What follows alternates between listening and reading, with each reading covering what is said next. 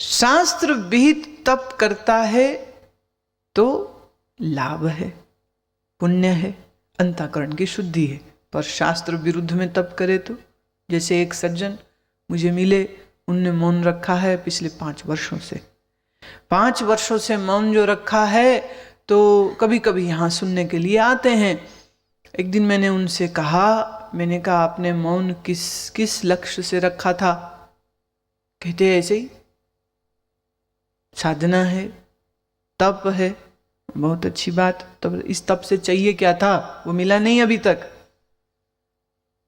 छोड़ दो अब मौन। नहीं, मौन तो नहीं छोड़ सकते। क्यों?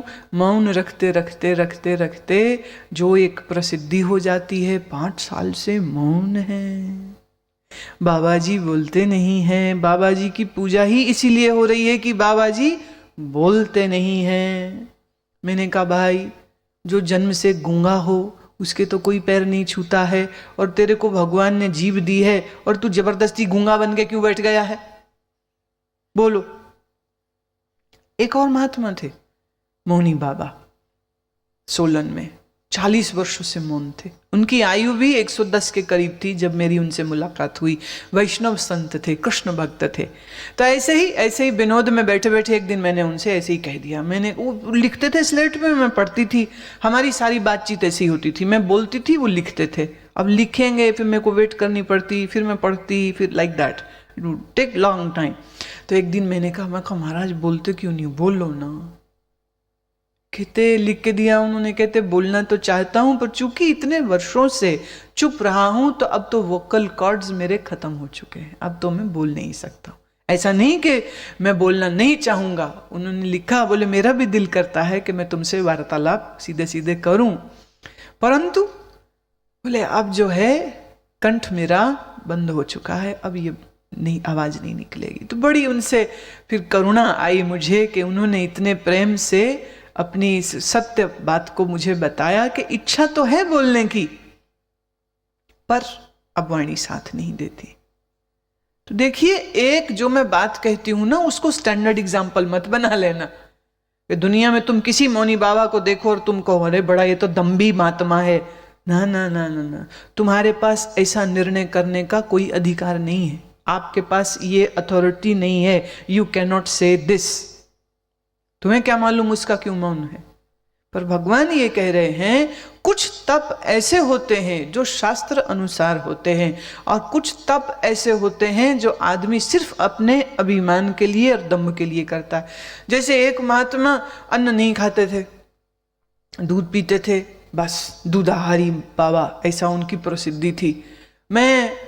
एक समय ऐसा था मेरे जीवन में, मैं घूमती रहती थी, कोई महात्मा दिखता और प्रसिद्धि किसी की दिखती, या किसी के बारे में भी मालूम चलता, भी कोई संत है, कोई महात्मा है, बस मेरे लिए इतना काफ़ी होता था। बोरिया बिस्तरा उठाया और मैं पहुंच जाती थी उन्हें मिलने के लिए। तो ऐसे ही एक दूधाहारी बाबा को मैं मिली, तो बैठे रहे। वो सीताराम जी के भक्त थे, सीताराम की उपासना करते थे, जप करते थे। तो हम लोग बैठे रहे, और वो बड़े क्रोधी से थे। वो बहुत तेजी में बोलते थे, डांटते वाटते रहते थे, पर पेट बड़ा मोटा था उनका। मेरे को समझ नहीं लगी, मैं आदमी अन्न तो खाता नहीं है, इतने मोटे कैसे हो गए फिर ये? फिर उसका रहस्य पता चला जब उनको मैंने दूध पीते हुए देखा। एक समय में 5 किलो दूध पी जाते थे। अब उस दूध में बादाम, मेवे, किशमिश, जितने पदार्थ हो सकते हैं ना, ड्राई फ्रूट्स जितने हो सकते हैं, वो सब ड्राई फ्रूट्स में दूध को पकाया जाता था। बड़ी मेहनत से होता, गाय का दूध था, भैंस का दूध नहीं पीते, गाय का दूध पीते हैं। एक समय में 4 से 5 किलो वो दूध पी लेते थे। अब सोच के देखिए, इतना दूध पिएगा कोई, और अगर योगाभ्यास भी ना करता हो और दिन भर बैठा हो, तो पेट तो मटका हो ही जाएगा। तो बाबा जी का पेट बड़ा मोटा। कुंभ में चले जाओ ना, बड़े बड़े अद्भुत आपको दिखते हैं। एक हैं वो बोले खड़े बाबा, वो खड़े ही हैं, बैठते ही नहीं कभी, सब काम खड़े खड़े, पैर सूज कैसा मोटा हो गया। एक लटके बाबा, वो पेड़ में लटके रहते परमानेंट, वो कहीं भी जाते वो पेड़ सहित जाते हैं। एक है नाखून बाबा, नाखून ही नहीं काटे उन्होंने, इतने लंबे लंबे, ऐसा जाल बन गया है नाखूनों का। देखिए, मैं ये नहीं कह रही हूं अब वो क्यों ऐसा करते हैं ये तो वो जाने, पर जहां तक शास्त्र का ज्ञान है, शास्त्र ने कहा है शौचम। कल हमने पढ़ा था तो उसमें यही आया था कि शरीर की शुद्धि और अंतःकरण की शुद्धि और स्वच्छता रखनी चाहिए। अच्छा, नाखून इतने लंबे तुम रखोगे तो स्वच्छ कैसे हुआ शरीर? खड़े बाबा, लेटे बाबा, वो लेटे ही रहते हैं, वो नीचे कांटे बिछाए उनके ऊपर लेटे रहते हैं, सालों से लेटे हुए हैं उसके, लेटे लेटे खा लेते हैं, लेटे लेटे हग लेते हैं, लेटे लेटे में सब काम, उनके चेले सब काम उनका करते रहते। बताइए मुझे, अब ये ऐसे तप करने की चर्चा शास्त्र में मेरी जानकारी में तो नहीं है, कहीं और आया हो तो मैं कह नहीं सकती हूं। कुछ शास्त्र विहित तप है और कुछ मन मर्जी के तप बना लिए। अब एक ब्रह्मचारी सुना मैंने, दिल्ली में आए हुए थे, बोले वो आंख बंद रखते, वो औरत से बात नहीं करते। बड़ी महिमा हो गई। दुनिया को ना एक नया नमूना हर 2 साल में चाहिए। गुरु के, मैंने गुरु नमूना, बाबा नमूना, साधु नमूना, कुछ अलग करता हो ऐसा चाहिए। तो बोले स्त्रियों की ओर नहीं देखते हो और कथा भी आंख बंद करके करते। क्या बात है, बड़ी महिमा हो गई उनकी, जय जयकार हो रही। दुनिया को तो ऐसा उल्टा काम करने वाले बड़े तपस्वी दिखते। फिर कोई 8-10 महीने के बाद पता चला वो आंख बंद वाले ब्रह्मचारी किसी महिला के साथ निकल लिए। भाई आंख खोली कब और देखा कब कि आंख बंद में ही सब काम हो गया। बहुत बढ़िया बात है।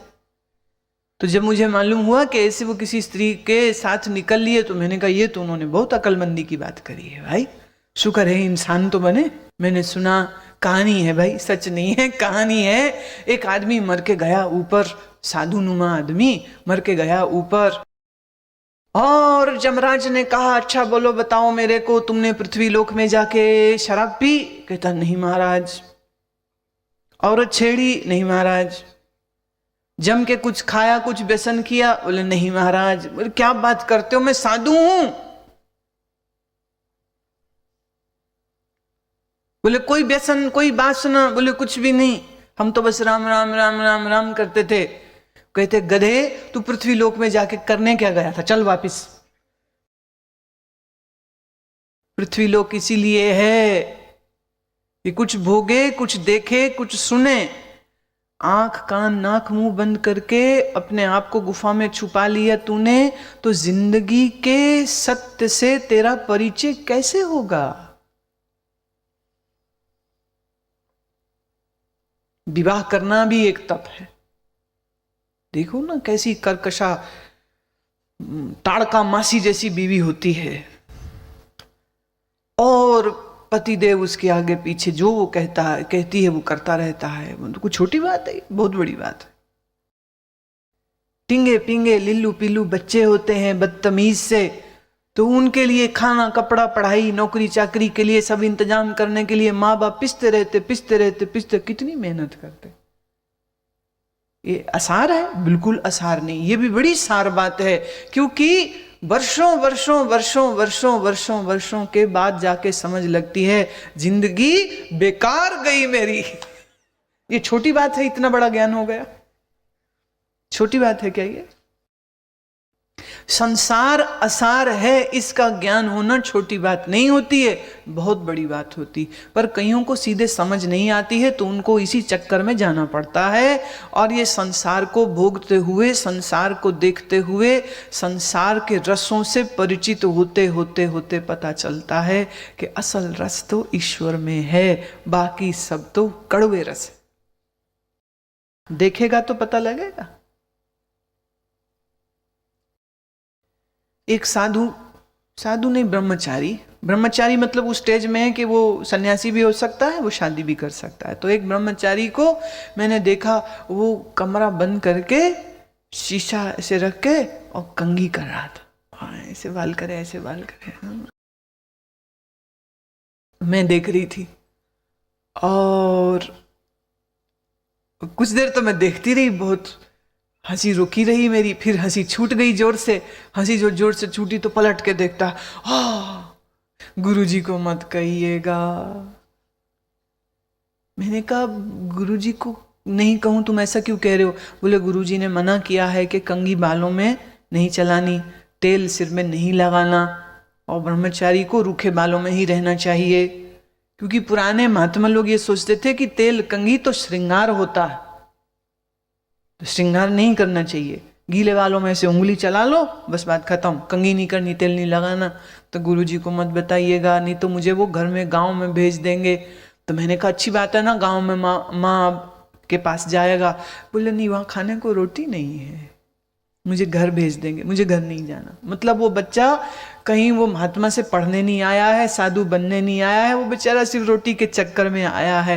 मैं तू फिक्र नहीं कर, हम किसी को नहीं कहते, पर तू मेरी बात अगर समझ सकता है। देखिए उस समय मेरे पास आश्रम नहीं था, इस तरह कुछ इंतजाम भी नहीं था कि मैं उस बच्चे को किसी स्कूल में डलवा देती या उसके रहने का कुछ प्रबंध कर देती, ऐसा कुछ था नहीं मेरे पास व्यवस्था। तो मैंने उसको इतना ही कहा, मैंने कहा तुम अपने आप को क्यों मार रहे हो? और वही हुआ, थोड़े सालों में जैसे ही उसने 12वीं जमात कर ली तो वो एक दिन निकल गया। गुरुजी ढूंढते ही रह गए, चेला कहाँ गया। चेला भाग लिया, कहीं नौकरी कर ली, फिर कुछ समय बाद शादी कर ली।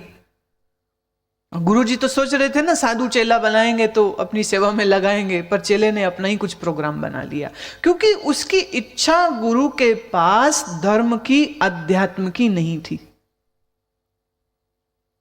देखिए रजोगुणी अगर तुम्हारा अंतःकरण है, तुम किसी गुरु के पास चले जाओ रहने को, तो अब तुम गुरु के पास तो चले गए, पर तुम्हारी रुचि धर्म की थोड़े ना है, तो तू ध्यान नहीं करेगा, जप नहीं करेगा, सेवा नहीं करेगा, झूठ बोलेगा, बहाने बना के इधर उधर भागता रहेगा कि काम ना कहीं करना पड़ जाए।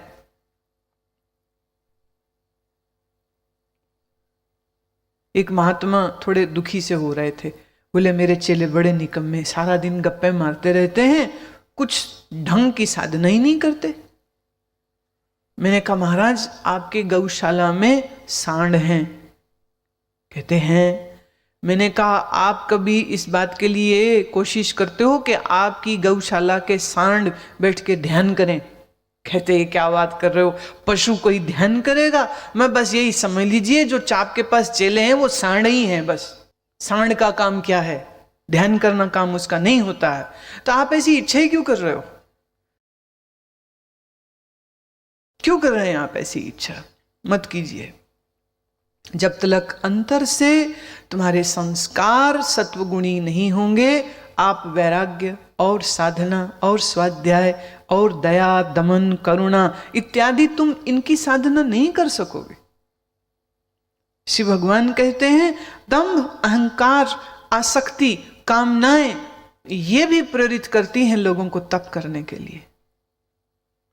एक आदमी हरिद्वार में से आया मेरे पास, जब हम ऋषिकेश रहते थे, होगा कोई 60 वर्ष के करीब करीब।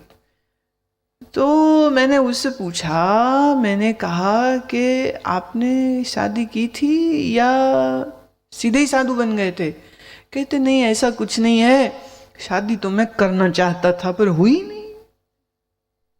जब हुई नहीं और उम्र निकल गई तो फिर लगा साधु ही बन जाओ फिर। अब मुझे बताइए ऐसे साधु की साधुता में क्या बल होगा, क्या शक्ति होगी, क्या लक्ष्य होगा? मैंने कहा अच्छा अब क्या तुम्हारी इच्छा है? कहते अब जी क्या, अब तो जिंदगी निकल गई, अब तो बस यही है, बस ऐसे ही जी रहे हैं। मैंने कॉम्प्रोमाइज। मैंने कहा नहीं, अगर आज आपको अवसर मिले, कोई स्त्री कहे कि मुझसे विवाह कर लीजिए तो? कहते कोई आएगा तो देखेंगे। मैं समझ गई आएगा तो देखेंगे, मैंने अभी भी इंतजारी चल रही है।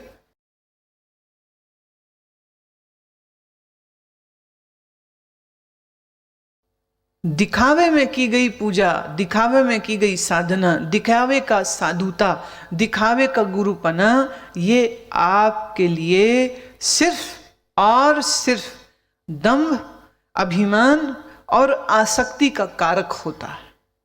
आपके अंदर सिर्फ वही चीज बढ़ा सकता है। श्री भगवान कहते हैं कर्ष्यन्तः शरीरस्थं भूतग्रामं अचेतसः माम् एव अंत शरीरस्थम तान विद्धि आसुर निश्चयान। शरीर रूप से स्थित भूत समुदाय को और अंतःकरण में स्थित मुझ अंतर्यामी को भी क्रश करने वाले हैं, उन अज्ञानियों को तू आसुरी स्वभाव वाला जान। देखिए भगवान बड़ी प्यारी बात कह रहे हैं। वो कह रहे हैं ऐसे जो आसुरी स्वभाव के लोग हैं, जब ये लोग अपने सो कॉल्ड तप करते हैं, मनोकल्पित शास्त्र विरुद्ध जब ये तप इत्यादि करते हैं, तो ये भी नहीं देखते कि उनके शरीर के भीतर तो मैं ही वास करता, मैं ही वास करता। मैं अंतर्यामी कृष्ण कहाँ हूं? हृदय से अर्जुन तिष्ठति, तुम्हारे ही हृदय में, तुम्हारे ही अपना आपा आत्मा कृष्ण है।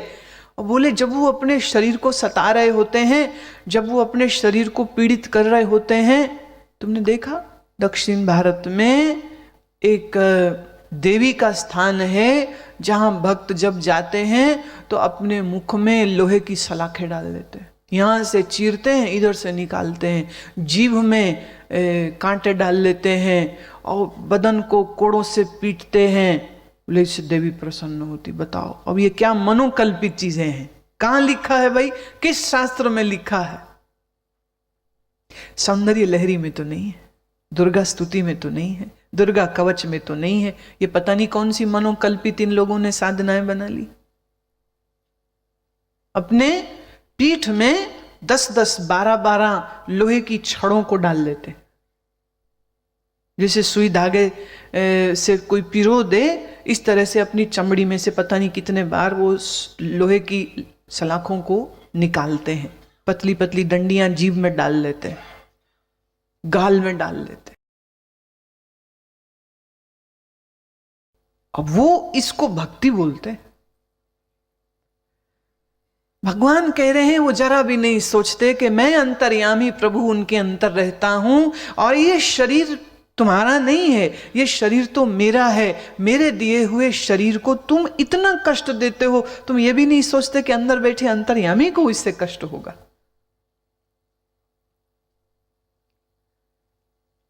अब थोड़ी सी हम अपनी बात बताते हैं। एक समय में जब अभी 8वीं के बाद की बात है, 8वीं से लेके लगभग BA सेकेंड ईयर तक हम अजीब अजीब सी हरकतें करते थे। कभी नमक छोड़ दिया, कभी अन्न छोड़ दिया, कभी कुछ कर दिया, अलग अलग उपवास, कोई ना कोई, बस टेस्टिंग चलती रहती थी श्री भगवान जी की और अपनी भी। सारा टाइम यही होता रहता था। कभी ये छोड़ दिया, कभी ये छोड़ दिया, कभी ये छोड़ दिया, कभी जल छोड़ दिया, कभी कुछ किया। एक दिन क्या हुआ, एक महात्मा हमारे घर में आए हुए थे, तो उनके लिए भोजन थाली लगाई, तो मुझे कहते हैं बिटिया तुम भी खाओ। मैंने कहा महाराज मेरा तो उपवास है। बोले काहे का उपवास है? मैंने कहा ऐसे ही बस इच्छा थी तो आज उपवास है मेरा। कहते जिस भगवान को प्रेम करती हो वो भगवान को तुम अंदर इतना दंड देती हो। अंदर बैठा भगवान भूखा है, वो कहता है भोजन दो, और तुम कहते हो नहीं हम तो उपवास कर रहे हैं, हम नहीं खाएंगे। ले हम नहीं खाएंगे क्या होता है? खाओ, मैं मेरा उपवास टूट जाएगा। कहते टूट जाए? बोले मेरा आदेश है, तुम्हें खाना ही पड़ेगा। तो उन्होंने अपनी थाली में से भोजन निकाला और एक खाली थाली मंगा के उसमें भोजन रखा, और तो और एक रोटी का टुकड़ा तोड़ा, उसमें सब्जी लगाई, कहते खोल मुंह। मेरे को अंदर अंदर गुस्सा भी आ रहा था, मैं क्या मेरे पीछे पड़ गया ये बाबा, मेरा ये उपवास क्यों तोड़वाने पे तुल गया है। पर जब उन्होंने इस तरह से रोटी रखी तो उनका सिर्फ प्रेम दिखा, सिर्फ उनका वात्सल्य, जैसे पिता अपनी पुत्री पर वात्सल्य और प्रेम और करुणा बरसाता है, ऐसा प्रेम उनके देखा। तो हमने मुंह खोल लिया, ग्रास उन्होंने डाला, हमने खा लिया। कहते देखो अब खा लिया, बैठ के ये थाली जो है ना, इस पूरी थाली को अब खत्म करो। उन्होंने कहा तुम्हें इस शरीर से बहुत कुछ करना है, इस शरीर पर आज के बाद तुम कोई दंड इस शरीर को नहीं दोगे। वचन दो हमें, शरीर को दंडित नहीं करोगे। मैं उपवास दंड होता है, कहते उपवास भी कोई ढंग का होता है? हुआ 1 दिन 2 दिन 3 दिन 4 दिन 21 दिन 40 दिन अन्न ही नहीं खाना, ये कोई अक्लमंदी है? मैं अच्छा चलो नहीं करते। बोले प्रॉमिस कर दो। मैंने कहा प्रॉमिस तो मैं नहीं करती हूँ, क्योंकि फिर तोड़ना मुश्किल हो जाएगा मेरे लिए, मैं नहीं तोड़ती हूँ कभी भी अपने वचन को। बस इतना कहती हूँ कि शरीर को दंडित कभी नहीं करूंगी। अभी भी शरीर को दंडित नहीं कर रहे थे, सिर्फ अपनी संकल्प शक्ति की मैं परीक्षा ले रही थी कि क्या हम इस चीज के बगैर रह सकते हैं कि नहीं रह सकते। अजब से एक्सपेरिमेंट। सर्दी के दिनों में अमृतसर में आप जानते ही हो माइनस भी चला जाता है, 0 डिग्री तो हो ही जाता है, 2 डिग्री तो रहता ही रहता है, बहुत शीत पड़ता है वहां पर। तो ऐसे ही एक बार आया तो रजाई छोड़ दी कि रात में रजाई नहीं लेंगे, बिना रजाई के जितनी देर नींद आए आए, और जब नींद नहीं आए तो ठंडे जल से स्नान करके बैठ जाते थे। अब महात्मा ने क्या कहा, उन्होंने कहा शरीर के अंदर भगवान रहता है और उस भगवान को तुम कष्ट देते हो, कष्ट नहीं देना। मैं ठीक है महाराज, आज के बाद अपने अंतर अपना ही आपा है, अंतर्यामी है जो, तो उसको मैं कष्ट कैसे दे सकती हूँ। पर श्री कृष्ण कहते बहुत से लोग हैं आसुरी स्वभाव वाले, वो मुझ अंतर्यामी को तो कष्ट देते हैं। वो ये सोचते हैं शरीर मेरा है तो इसको मैं कुछ भी करूं क्या होता है, पर भगवान कहते नहीं, युक्त आहार विहारस्य, युक्ति पूर्वक आहार खाइए, युक्ति पूर्वक चेष्टा कीजिए, युक्ति पूर्वक शयन कीजिए, युक्ति पूर्वक जागिए, युक्ति पूर्वक आसन अभ्यास कीजिए, युक्ति पूर्वक ध्यान कीजिए, पर शरीर को दंडित मत कीजिए।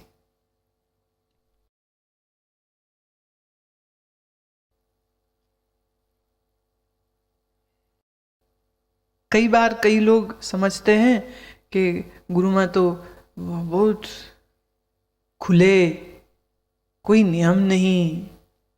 बच्चे, नियमों की घोषणा करने से नियमों का प्रदर्शन करें इसकी मुझे आवश्यकता नहीं है, पर नियम किसको कहते हैं और नियम को कठोरता पूर्वक पालन करना किसको कहते हैं, सो भली भांति प्रकार हम जानते हैं।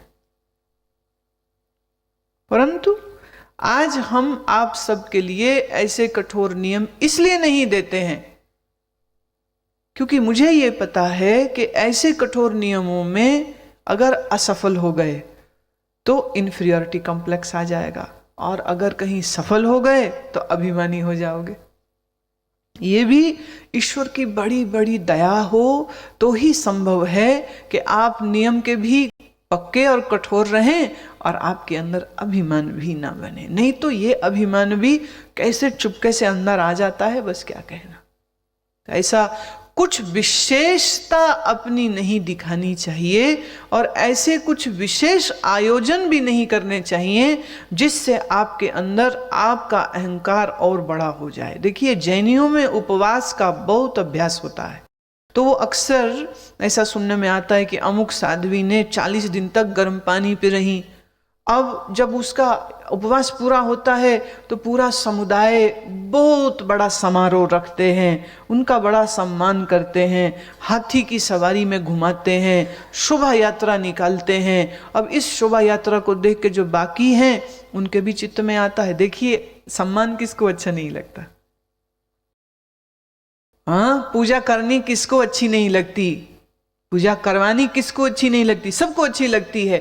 अब एक जिसकी इस तरह पूजा हो गई तो बाकियों के चित्त में आता, अच्छा ये 40 दिन रहे मैं 60 दिन रहूंगा, तो 60 दिन रहे मैं 80 दिन रहूंगा, तो 80 दिन रहा मैं 120 दिन रहूंगा, तो एक होड़ लग जाती। जैन मत का आधार भी बहुत वैज्ञानिक है, परंतु कभी कभी वैज्ञानिक तथ्यों और सूत्रों का भी लोग अजब तरीके से उपयोग कर लेते हैं और उसका जो मर्म है, उसका जो रहस्य है, उससे वो अनजाने रह जाते। सोच के देखिए, जिसने कई दिन तक कोई नियम पाला हो ना, उसके अंदर एक अजीब सी अकड़ आ जाती है। और फिर वो सुनाए बगैर नहीं रह सकेगा। फिर 2-4 बंदे उसके साथ रहेंगे जो हमेशा कहेंगे महाराज जी ने ये किया, महाराज जी ने ये किया, महाराज जी ने वो किया, महाराज की जय। वो फिर पूरी नेतागिरी शुरू हो जाती, महाराज की शोभा यात्रा निकलती। फिर श्री कृष्ण कहते हैं इन सब चीजों से बचिए। लंबे लंबे उपवास करने की अपेक्षा कम खाइए, संतुलित खाइए। हाँ, मैं उपवास पर चूंकि बात आई है तो मैं कहना चाहती हूं, उपवास के पीछे एक लक्ष्य है। लंबे समय तक उपवास रखने के पीछे एक लक्ष्य होता है, और वो ये कि शरीर को जब अन्न नहीं मिलता है और अन्न के सूक्ष्म भाग से जब मन की भी पुष्टि नहीं होती है, तो करते करते करते एक क्षण ऐसा आ सकता है, संभावना है, जहां तुम अपने आप को देह से अलग देख पाओ। लक्ष्य ये है, शरीर से अपने अलगाव की अनुभूति हो, स्पष्ट हो।